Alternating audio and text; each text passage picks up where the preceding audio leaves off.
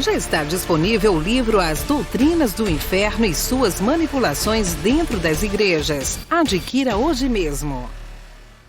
Olá, abençoados! Graça e paz! Bem-vindos ao canal da Graça Pura e eu me chamo André Pimentel. Mais uma vez, sejam todos bem-vindos. Bom, nós estamos em uma série de mensagens, estamos na 6ª parte, em que nós estamos estudando, estamos abordando o livro de Apocalipse, e é um dos livros mais temidos pelo cristianismo tradicional, né? Quase que 80% das pessoas que hoje estão sob o viés teológico do sistema, que é um viés em relação à escatologia, é uma escatologia futurista. Então eles temem esse livro porque eles imaginam que tudo aquilo que está ali irá se cumprir e de forma literal. Pouca coisa eles imaginam que é no mundo figurativo.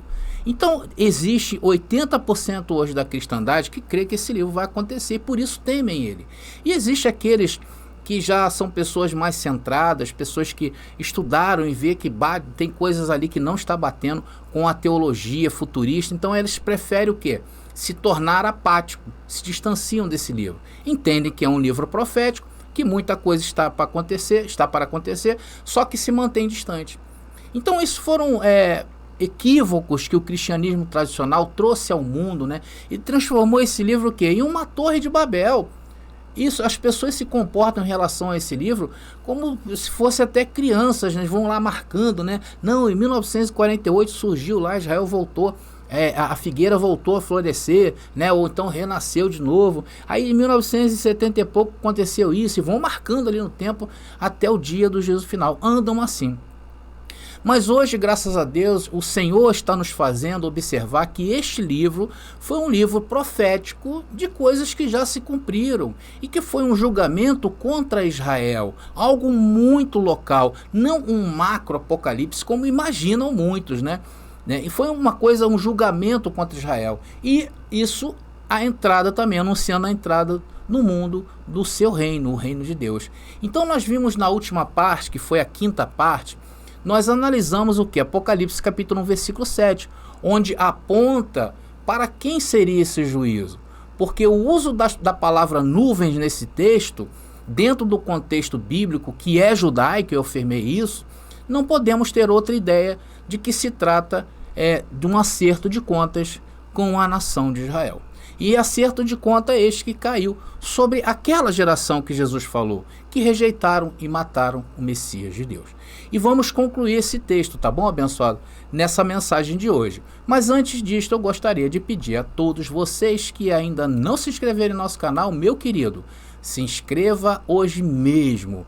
Faça igual a 25 mil, quase, estamos chegando a perto de 26 mil, quase que a 25 mil irmãos que hoje são pensadores, porque é isso que essa palavra vai te provocar, pensamentos, que você se liberte através das suas pesquisas. O que eu quero te dar hoje é argumento para você ir buscar. Não é o André que está falando, o André está mostrando só, deixa eu ir lá conferir, aí confere, você vai ver que tudo que nós estamos falando, ela bate, tá bom? E falar também, avisar você que se você deseja aí estar se inteirando mais de tudo isso que nós temos falado, nós desenvolvemos algumas apostilas que falam sobre os nossos temas, né? Inclusive com um conteúdo muito mais rico do que eu possa trazer aqui. Uma coisa é você ter escrito, outra coisa é você ficar escutando, né? Inclusive o nosso cérebro ele não consegue pegar às vezes todo o conteúdo nosso aqui, você não consegue reter 40% disso que nós passamos. E nós passamos bastante conteúdos. Hoje, por exemplo, tem uma infinidade de versículos para passar para vocês. Então isso facilita, né? Quando você vai na apostila, encontra um tema igual a esse aqui. É por isso que nós fizemos isso. Claro que para você se basear, claro que para você falar melhor, porque muitas dúvidas quando você começa a falar, principalmente para as pessoas que ainda estão no sistema religioso, que você vai despertar a curiosidade delas e elas vão te encher de perguntas. Então, quando você consegue sanar a dúvida, ou pelo menos fazer com que a pessoa pense, comece a pensar por ela mesma, se afastando do viés do sistema religioso que nós estamos falando assim, você vai ter que ter resposta. Então isso vai ajudar você na sua comunicação dentro do seu lar, dentro da sua família, com seus filhos, com seus netos, né? Com as pessoas que te rodeiam, seus amigos, aqueles a quem você ama. Enfim, né? Essa é a oportunidade que você está tendo. E olha, vou falar uma coisa para vocês, sinceramente, é difícil hoje você encontrar material igual o nosso. É difícil, os nossos irmãos estão aí que pregam esse evangelho, sabem qual a dificuldade que nós temos muitas vezes de procurar, né, dentro da Bíblia, né, às vezes usando livros paralelos a ela, livros de interpretação. Como é difícil a gente achar material para isso. Eu mesmo procurei, né, ter um livro de um português que ele falou sobre a doutrina do inferno dentro das religiões, como ela foi surgindo. Então eu achei interessante para mim ter conhecimento, porque eu estou buscando fazer a segunda edição do livro A Doutrina do Inferno, que é esse livro aqui, que vocês estão vendo, que foi feito por mim, e eu estou trabalhando na segunda edição. Então é muito difícil você encontrar material. Esse livro, por exemplo, eu não encontrei em lugar nenhum, abençoado. Eu estava disposto até de pagar um imposto para trazer de onde for, porque Portugal, na Europa, né, existe um imposto aí em cima disso. Estava à disposição a pagar. Só para vocês terem uma ideia, eu só encontrei esse livro no site Amazon, e olha, usado, e o valor dele R$ 854. Para vocês verem como é difícil. Não há uma vontade, a gente sente isso, não há uma vontade, talvez, das editoras em contrariar esse sistema religioso político que é tão poderoso, a gente sabe disso, de calar, né, de cercear ali aquela editora, ou até mesmo chegar às vias de fato em cima do autor, em cima de canais iguais a este, né? Eu ando preocupado aí, porque tem canais em graça aí que estão saindo do ar. Então isso tudo mexe com a gente. Então é necessário que você se conecte conosco, porque se a plataforma aqui achar que esse conteúdo aqui não é lícito para ser falado nessa plataforma, eles vão tirar a gente de boa, sem medo. Então, antes que isso aconteça, entre em contato conosco, né? Se faça presente, porque a gente não vai parar. Nós não vamos parar. Essa é a grande realidade. Isso que Deus está nos dando é para alertar as nações. E materiais iguais a este você não vai encontrar. Tá bom? Então tá aí o nosso livro. Tá? Procure aí, está aí o nosso contato para saber mais detalhes sobre o conteúdo das apostilas. Tá legal, meu irmão? É para isso. E um detalhe muito importante também é que, irmãos, nós precisamos deixar algo para a próxima geração. Que Deus levante mais autores, que Deus levante mais poetas, que Deus levante mais músicos que queiram cantar de forma linda e plena no reino de Deus. Eu tenho a Rádio Graça Pura, no qual eu apresento lá sempre louvores em graça. E como é difícil achar, ou não é verdade isso que eu estou falando? Então tudo que é material envolvendo graça, envolvendo essas coisas que não é comum ao sistema religioso, é muito raro.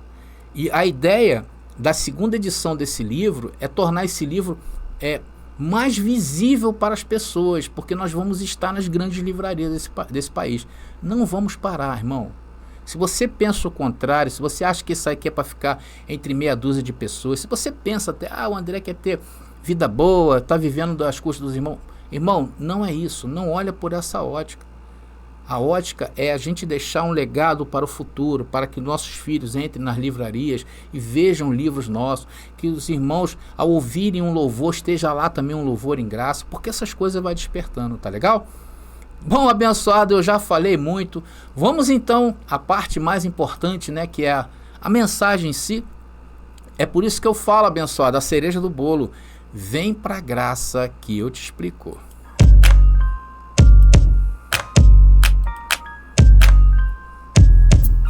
Então, irmãos, vamos seguindo o nosso caminho. Vamos então revisitar novamente Apocalipse capítulo 1, versículo 7, que foi onde nós encerramos, né, a última parte. A quinta parte, diz ali o texto: eis que vem com as nuvens, e todo o olho o verá, e até os mesmos que o traspassaram, e todas as tribos da terra se lamentarão sobre ele. Sim, amém. A versão que eu estou usando, abençoado, é a nova versão transformadora, tá? Que, ao meu ver, é uma versão que ela é bem próxima ali dos originais, porque a gente consegue detectar algumas implicações, como eu vou mostrar nessa mensagem, textuais. Vocês vão ver isso de outras versões. E existem versões também melhoradas, tá bom? Então, abençoados, nesse texto aí, nós descobrimos o quê? O objeto da ira de Deus, né? Conforme eu falei na última mensagem. Que segundo o contexto, né, desse texto aí, indica que era a nação. A nação de quê? A nação de Israel. Por isso que ali quando você lê tribos, né, a tribos é referência justamente a Israel. Eu vou mostrar isso com mais detalhes daqui a pouco. Então agora essa nação era rejeitada por Deus. E a terra, qual seria o objeto que aconteceria as coisas, era Jerusalém. Então agora a perspectiva da teologia futurista, né, essas traduções se concentram em um julgamento mundial. Então, na perspectiva futurista, isso vai acontecer de forma mundial sobre todo ser humano, ignorando o quê? As expressões literais desse texto. Nós não podemos passar por cima, irmãos, de um livro que a cultura dele é totalmente voltada a um assunto, a uma nação, como é o caso aí de Israel. Nós não podemos passar por cima disso. Não podemos. Não existe nenhum livro do mundo em que você possa fazer isso. Pode ser um livro de ficção, pode ser um livro de ação, um livro de terror, não importa. Você tem que obedecer ao contexto do que ele quer dizer, porque senão você não vai entender o livro. Eles ignoraram, por exemplo, aí nesse texto o elemento nuvens, né, que é uma linguagem frequente das profecias judaicas, que se refere a um julgamento, ou seja, um objeto da ira de Deus.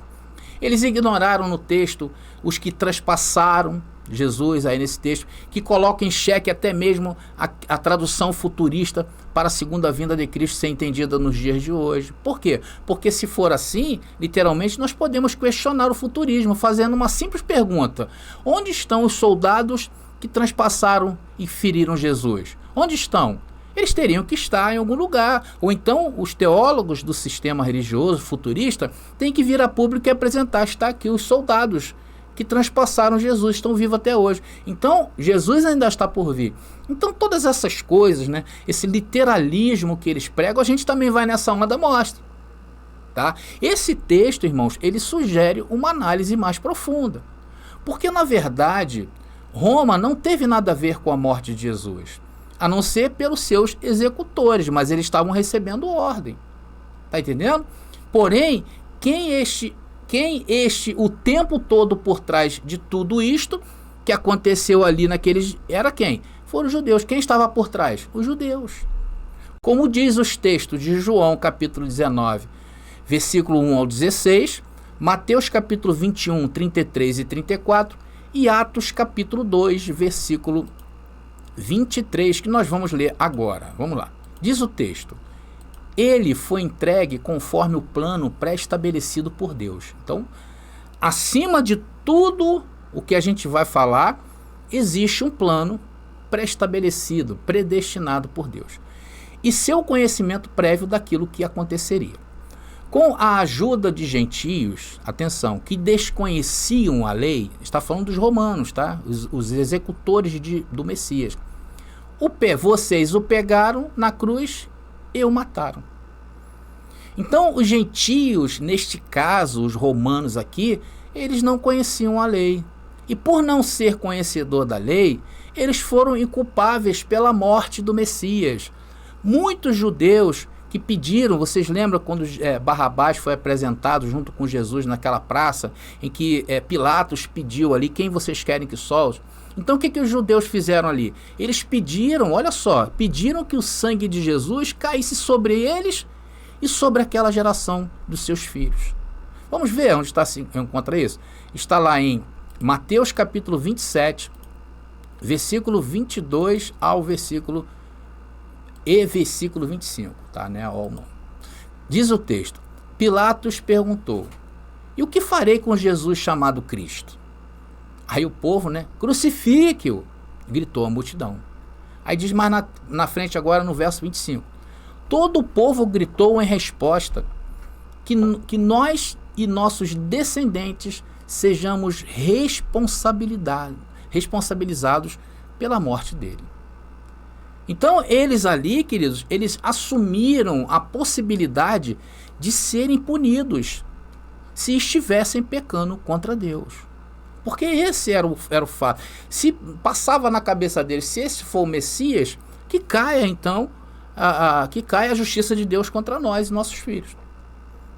Veja, meu irmão, eu estou passando para vocês o que os futuristas passaram por cima de todo esse contexto, ao dizer que o juízo de Deus é contra todos os moradores da terra de todos os tempos, em todos os lugares. E isso é uma loucura. Eles passaram por cima de palavras, né? Tribos e terra, no Apocalipse capítulo 1, versículo 7. Deixa eu voltar aqui, que eu sinalizei essa tribos e terras, está ali em grego, o que ele quer dizer. Tribos, conforme eu falei, é uma clara alusão às 12 tribos de Israel. Agora veja o que significa essa palavra tribos. Vou botar aqui para vocês a tradução dela. Está ali, ó. Ela é fulai, a gente podemos falar que é fulai. Está ali a palavra original. Ela é um substantivo feminino. E a definição dela é o quê? É um clã, tribo. É o uso dela, o mais importante, em uma tribo, uma raça de pessoas. Ou seja, meus irmãos, uma linhagem. A própria palavra terra do texto de Apocalipse 1:7 indica um território e não o planeta todo. Vamos ver a palavra terra, mais uma vez, a gente sempre passa essas palavras originais, porque eu acredito que sirva para nós, tá, abençoados? Com certeza. Tá ali a palavra e ela quer dizer Jé, tá? Ou Gai, pode também se falar Gai. A definição é a terra. O uso dela, que é o mais importante, a terra, solo, região, país, habitantes de uma região. Então a sua definição é terra. E o seu uso aqui, que é o mais importante, né? Como diz solo, região. Então essa palavra, ela já foi analisada por nós várias vezes. E refere-se principalmente que já se falou ali a nação e agora está se falando sobre a terra habitada, que era Jerusalém.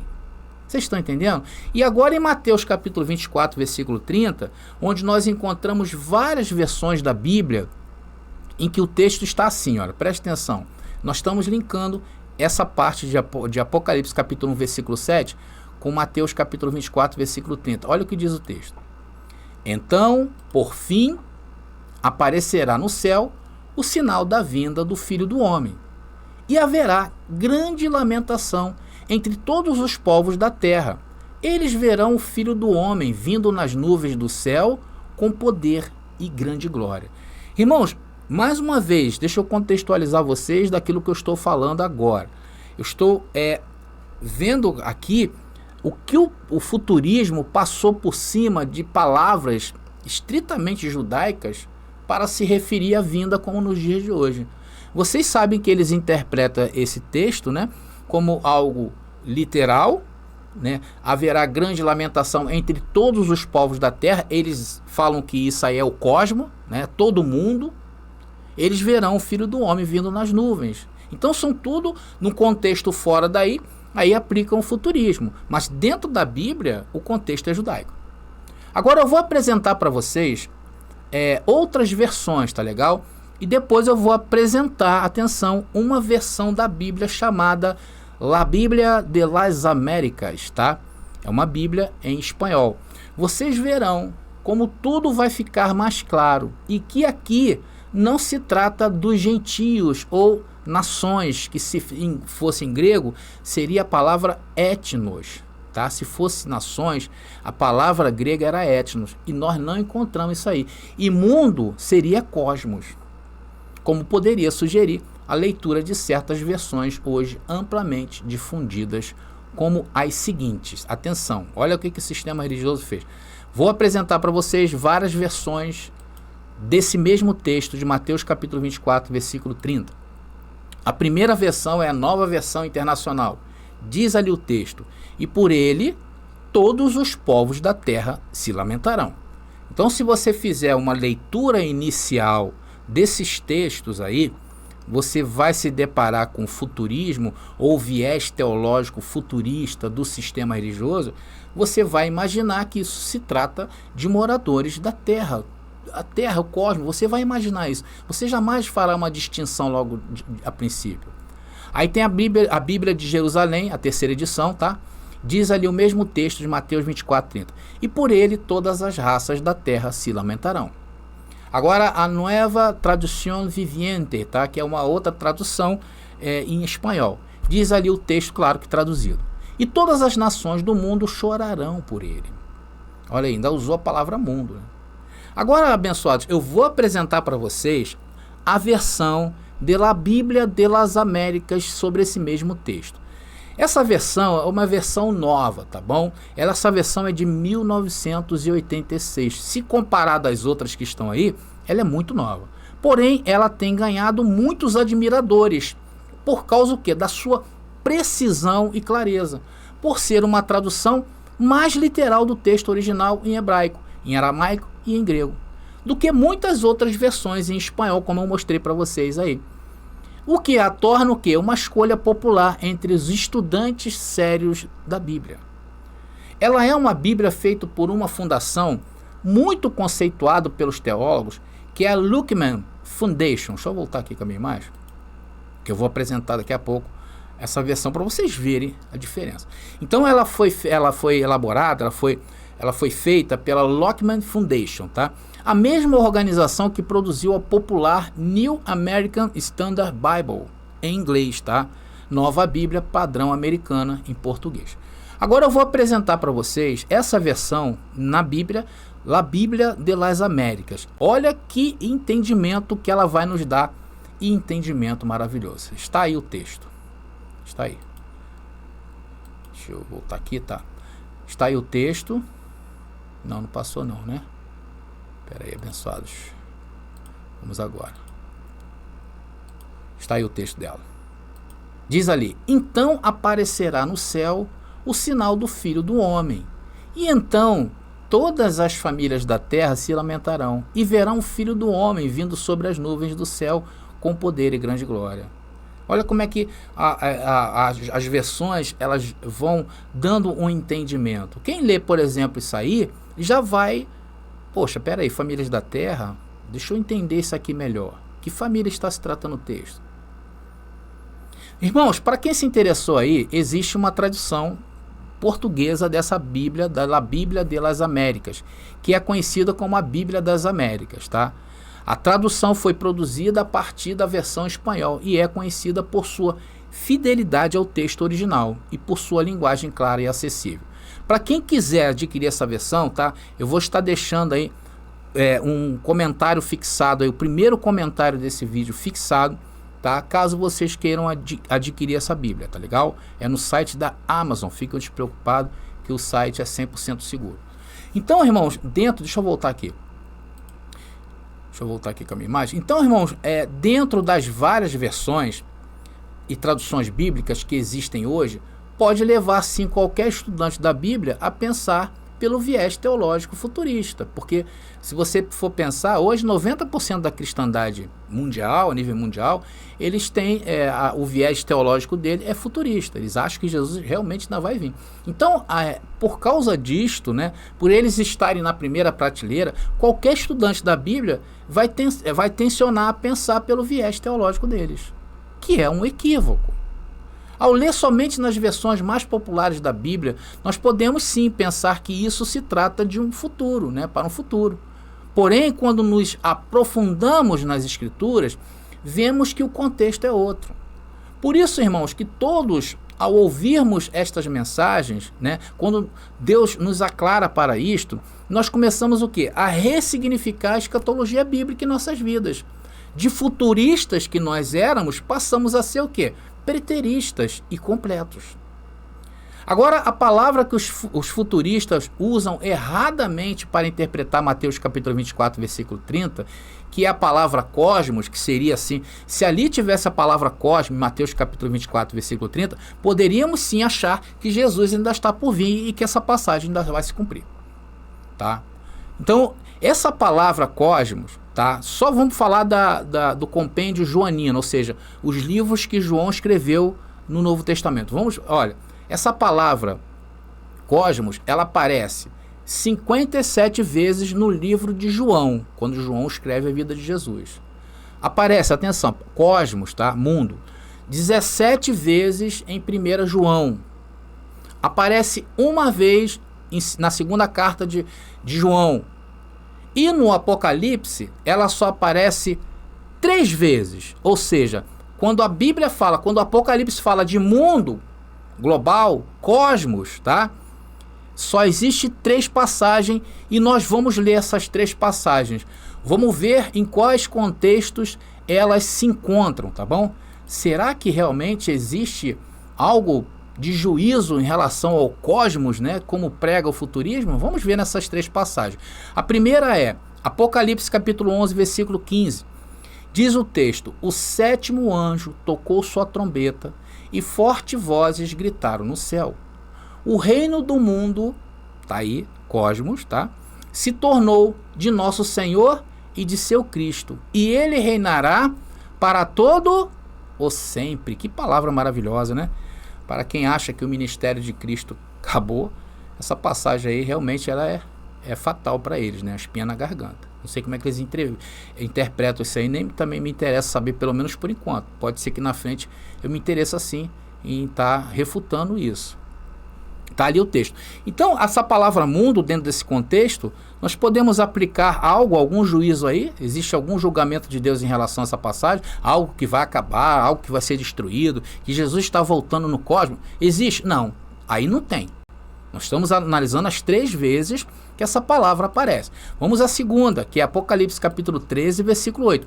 Irmãos, só tem 3 vezes que João usou a palavra cosmos dentro de Apocalipse. E diz o texto: e todos os habitantes da terra adoraram a besta. São eles os que não têm os nomes escritos no livro da vida, que pertence ao Cordeiro, que foi morto antes da criação do mundo. Cosmo, tá aí a palavra cosmo. Esse texto aí, irmão, te dá alguma ideia de algum juízo? Será que nós poderíamos atribuir esse cosmos aí a juízo? Agora eu te faço a seguinte pergunta: por que o sistema religioso passou por cima disto? Tem intenções aí, não tem? E aí, meu irmão, especular, isso é dose. Vamos à terceira parte, né? A terceira parte que nós encontramos a palavra cosmos dentro de Apocalipse. Capítulo 17, versículo 8, diz: a besta que você viu esteve viva, mas agora não está mais. E, no entanto, em breve subirá do abismo e irá para a destruição. Aí tá, os habitantes da terra, cujos nomes não foram escritos no livro da vida. Essa terra ali, ela não é cosmo, tá?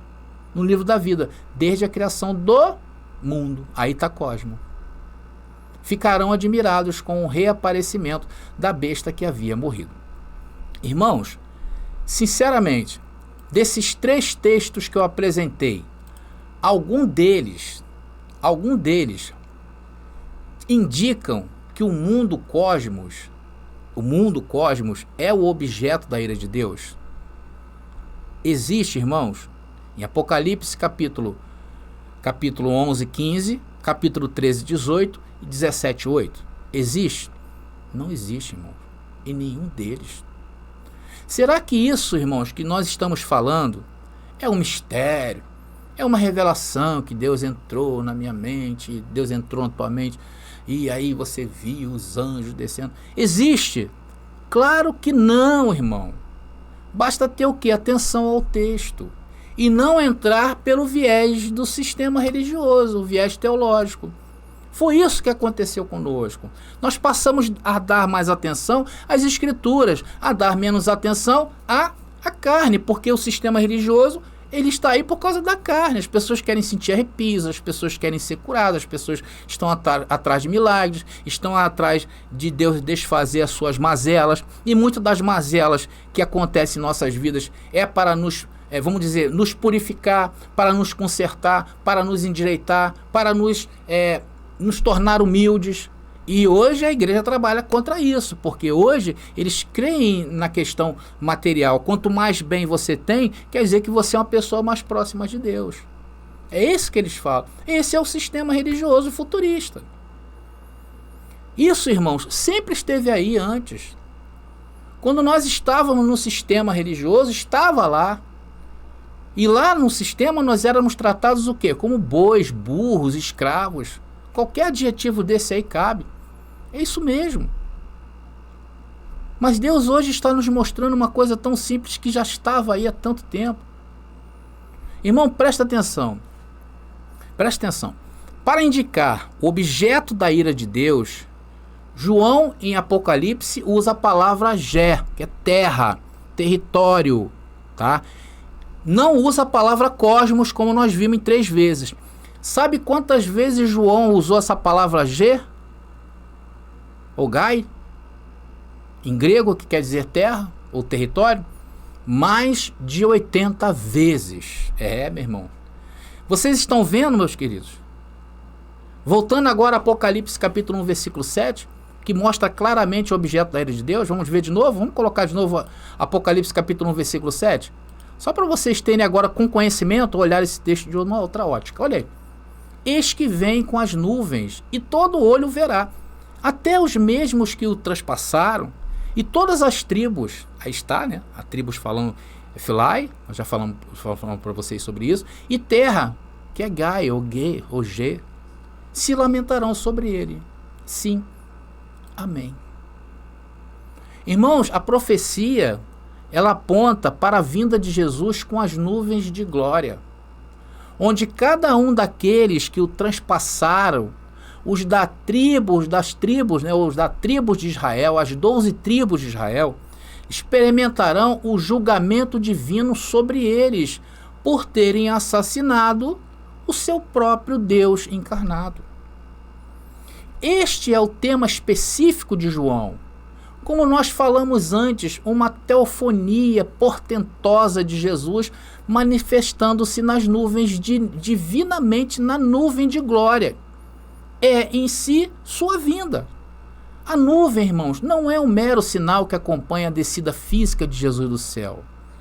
Vocês sabem o que eu falei teofonia, né? Vocês sabem o que é teofonia? Eu vou colocar aqui para vocês. Isso a nível didático, irmãos, é muito importante. Olha o que é uma teofonia. A teofonia é um terreno que se refere a uma manifestação ou aparição de Deus. É uma forma de comunicação direta de Deus com as pessoas, geralmente usada para transmitir uma mensagem importante ou dar orientação divina. É considerada uma experiência extraordinária e pode ter um impacto significativo na vida e no ministério daqueles que a experimentam. Olha atenção aí, final. Então, irmãos, eu posso afirmar para vocês que entenderam a vinda de Jesus naqueles dias. Vocês tiveram o quê? Uma teofonia. Irmão, que glória que é você, por você entender isto. O que houve na tua vida foi uma teofonia. Por isso que aqui, olha, no finalzinho aqui diz, é considerado o quê? Uma experiência extraordinária. E pode ter, e teve, um impacto significativo nas nossas vidas, nos nossos ministérios, porque nós experimentamos a teofonia de Deus em relação à vinda dele nas nuvens. Está entendendo, abençoado?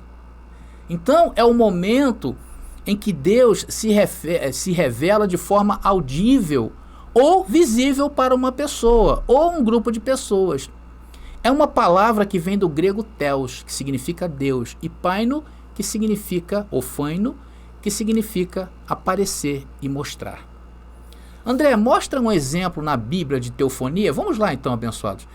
Ver aqui um exemplo. Êxodo capítulo 19, versículo 16, diz o texto. Na manhã do 3º dia, houve estrondo de trovões e clarão de raios, e uma nuvem densa envolveu o monte. Um toque longo de trombeta ressoou, e todo o povo que estava no acampamento tremeu. Irmãos, o contexto desse texto aí, ele descreve o exato momento em que Moisés levou o povo de Israel para o Monte Sinai, onde eles encontraram com Deus para receber os 10 mandamentos. Então, nesse texto aí, é uma teofonia. E essa teofonia de Apocalipse capítulo 1, versículo 7, aponta para o quê? Não é para receber as tábuas. Aponta para a destruição da terra, Jerusalém, e do templo em 70 DC. E as famílias e as tribos se lamentarão. O templo foi derrubado em 70 depois de Cristo. E isso, irmãos, produz vários resultados cruciais. Ah, André, você fala da vinda de Cristo, não trouxe nada. Trouxe. Vamos ver algum desses efeitos? E aqui eu paro a mensagem. Vamos ver. O primeiro efeito que causou a vinda de Jesus foi essa daí, ó. Ele trouxe a ira de Deus sobre os judeus, porque eles rejeitaram o Messias. Esse é o primeiro efeito.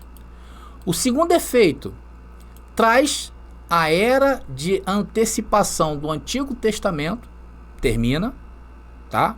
Ali, tá João, a referência tá aí, que é velho, envelhecendo e perto de passar, como diz Hebreus 8:13, a velha aliança desaparecendo. Efeito 3 traz finalmente e para sempre, fecha o sistema tipológico, né? Tipológico de sacrifícios, reorientando o culto a Deus. Hebreus capítulo 9 e Hebreus capítulo 10. Vamos ao quarto efeito. O quarto efeito da teofonia de Jesus vindo nas nuvens traz a universalização, né, da fé cristã, libertando-a de todos os obstáculos da religião judaica. Está aí as referências. Que costumava perverter o evangelho de Cristo. Compare com Atos ali, Gálatas, tudo as referências aí, tá? Meus queridos, esses são os efeitos. E o que isso se parece? O que isso aí se parece, irmãos? Com o sermão do Monte das Oliveiras. Porque tudo isso é a mesma coisa que Jesus anunciou pessoalmente aos seus discípulos. Deixa eu voltar aqui com a minha imagem. Irmãos, a diferença entre lá do Monte das Oliveiras, a diferença é que em Apocalipse, Jesus está em sua glória eterna e ele anuncia a sua manifestação punitiva e consumatória a João por meio de uma visão que é dirigida a quem? Às 7 igrejas da Ásia. Vamos botar aqui Apocalipse capítulo 1, versículo 4 para confirmar isso que eu estou falando. Tá aí. Foi direcionado a isso. Irmãos, Apocalipse nada mais é do que uma forma transfigurada da profecia do Monte das Oliveiras. E acreditamos que é isso que acontece. O Apocalipse contém a grande profecia de nosso Senhor, ampliada, alegorizada e, se assim podemos dizer, dramatizada. Então, o que é o Apocalipse? É uma extensão do Sermão do Monte das Oliveiras, com muito mais alegorias, com muito mais, podemos dizer, muito mais eventos, né, que aparece aí em Apocalipse, claro, se comparar ali ao Sermão do Monte, e é isso aí que diz o texto. Então, amados, os mesmos fatos e eventos previstos nos livros que contaram a história de Jesus, aparece o quê? Em Apocalipse, apenas envoltos em roupas mais figurativas e simbólicas. Irmãos, eles passam diante de nós como cenas projetadas pela lanterna mágica, ampliadas e iluminadas, mas não menos reais e verdadeiras por isso.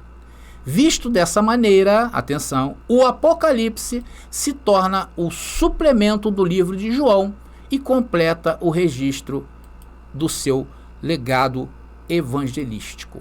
É isso que diz Apocalipse, é isso que coordena, que está dentro do contexto Apocalipse. Esse comentário que eu fiz agora é um comentário do doutor, né, J.S. Russell, tá? Quem conhece aí, ele lançou um livro chamado Parousia, ele falou sobre isso, ok? Então, abençoados, estamos encerrando aí mais um estudo de Apocalipse, tá? Eu pensei que daria para começar a falar com vocês, né, a partir de hoje, do dia do Senhor, né, o dia da ira do Senhor, que o sistema tanto também traz para os dias de hoje, que bota medo nas pessoas. Mas faltava esse acréscimozinho aí, interessante, sobre Apocalipse capítulo 1, versículo 7, tá legal? Eu espero que vocês realmente tenham gostado dessa mensagem. Eu vou deixar aqui uma pergunta, interessante isso, né? Eu vou deixar aqui uma pergunta que eu vou responder somente no próximo estudo, tá? Que, se não me engano, é quarta-feira. Amanhã vamos ter uma live, na segunda-feira. Estamos falando hoje, 2 de abril. Amanhã, no dia 3, vamos fazer uma live a partir das 7 horas da noite. Eu queria convidar todos vocês aqui no YouTube. Vamos conversar, vamos bater um papo, igual nós fazemos às sextas-feiras no TikTok. tá? No TikTok às sextas-feiras às 20 horas. Isso porque muita gente estava reclamando comigo. Falou, poxa, André, eu não tenho TikTok, eu não quero instalar no TikTok e eu estou perdendo essa oportunidade. Então, para que todos venham a participar, amanhã às 19 horas nós vamos mostrar, vamos então estar aqui ao vivo com vocês, tá legal? Vou trazer música, vou trazer vários eventos aí durante a live que vai ser muito interessante, como todas as lives que nós fazemos aqui na Graça Pura, tá bom? Então eu vou postar também essa pergunta e eu gostaria que vocês respondessem ela nos comentários, tá bom? Preste atenção na pergunta, tem a ver com o texto, com o tema aí que nós estamos estudando. Eu vou colocar ela para vocês aí, que vai ficar melhor para vocês visualizar. Tá aí a pergunta. A pergunta é essa daqui, ó. Que propósito, atenção, que propósito haveria em anunciar o julgamento de Jerusalém para as igrejas que estava a centenas de quilômetros de Israel e que não era o objeto da ira de Deus? Qual o propósito? Porque isso é uma pergunta bem interessante, não acha? Porque o objeto da ira de Deus não tinha nada a ver com aquelas igrejas da Ásia. Isso é para vocês, irmão, pensarem. Pois nós vamos falar disto aí no nosso próximo encontro, tá? Aí depois sim, vamos entrar no grande e terrível dia do Senhor. Agora, contextualizados. E esse dia já chegou e não foi para nós, não foi para os gentios. E nem atingiu o cosmos, atingiu o mundo, como o sistema prega que ainda acontecerá. Tá bom, meu irmão? Então, queridos, participem, né? Vão lá deixa um comentário lá para mim. De repente, os abençoados aí têm uma visão tremenda que eu também preciso aprender. Então, responde aí a pergunta, tá bom, irmão? E tem um detalhezinho. Essas igrejas, atenção, porque muita gente me perguntou isso, tá? Essas igrejas existiram sim. Ou comunidades, como queiram, tá bom? Porque o conceito de igreja, hoje, para nós, o conceito de igreja é uma coisa que remete a um pavilhão de 4 paredes, né? Algo assim parecido, como a gente olha para as igrejas de hoje. Não, ali eram comunidades, tá? Tinha um local de culto, claro, poderia ser externo ou interno, não importa, mas que existiu, tá? Lembrando, e nessa época do primeiro século, tudo ainda era muito rudimentar em termos de igreja para imaginarmos como igreja de hoje, né? Principalmente porque o único conceito que nós temos de igreja é os dias de hoje. Então, lembrando aos senhores, mais uma vez, tá? Vou lembrar vocês o seguinte, os nossos estudos aqui da Graça Pura, eles serão às quartas, às quartas, sábados e domingo. Às quartas, sábados e domingo vão ter vídeos aqui na Graça Pura a partir das 19 horas, tá bom? Não mais 20 horas e 30, vamos passar, antecipar, porque alguns irmãos pediram, tá? Ah, irmão, eu durmo um pouco mais cedo, pode vir mais tarde, eu já estou dormindo, pode então, que eu quero participar ao vivo, pode então antecipar. Então, devido a esses irmãos, eu vou estar antecipando para as 19 horas, tá? Então, às quartas, aos sábados e domingos, nós vamos ter estudos. Segunda-feira, vai ter a nossa live, toda segunda-feira no YouTube, às 19 horas, vamos fazer uma live, tá bom? E às sextas-feiras vamos estar também lá no TikTok, tá? Para que você que tenha TikTok continue acompanhando a gente, tá? E eu quero lembrar que esse rico conteúdo de hoje, de todos esses temas que nós temos pregado sobre o Apocalipse, né? Claro que com muito mais conteúdo, com muito mais detalhes, você vai encontrar nas nossas apostilas, tá? Esse de hoje está na apostila 9. Mas eu tenho várias apostilas e vários temas dentro das apostilas. Cada apostila tem 10 temas, tá? Com as nossas mensagens aqui da Graça Pura. Quem quiser saber do conteúdo delas, vai na aba comunidade aqui do canal do YouTube, que eu vou disponibilizar lá todas elas para você, tá? Para você, poxa, tem isso aqui, a apostila 1 diz isso, diz aquilo, para você acompanhar e ali você quiser adquirir e procurar, tá bom? Tá bom, queridos? Ô André, e hoje tem resumão? Tem sim, senhor. Vamos ao resumo de hoje? Vamos lá. Irmãos, o que nós vimos e fizemos nesta mensagem? Nós abordamos a interpretação do pensamento futurista na teologia cristã, destacando a falta de análise mais profunda e literal do texto bíblico, que eles não fazem. Argumentamos que a perspectiva futurista concentra-se em um julgamento mundial sobre todos os seres humanos, ignorando as expressões literais do texto, como a referência às nuvens, que é uma linguagem frequente nas profecias judaicas e que se refere a um julgamento, um objeto da ira de Deus. Além disso, meus irmãos, nós sugerimos nesta mensagem que a interpretação futurista é uma loucura, pois ignora as palavras tribos e terra de Apocalipse capítulo 1, versículo 7, que se refere o quê? A uma linhagem e a um território específico e não ao planeta inteiro.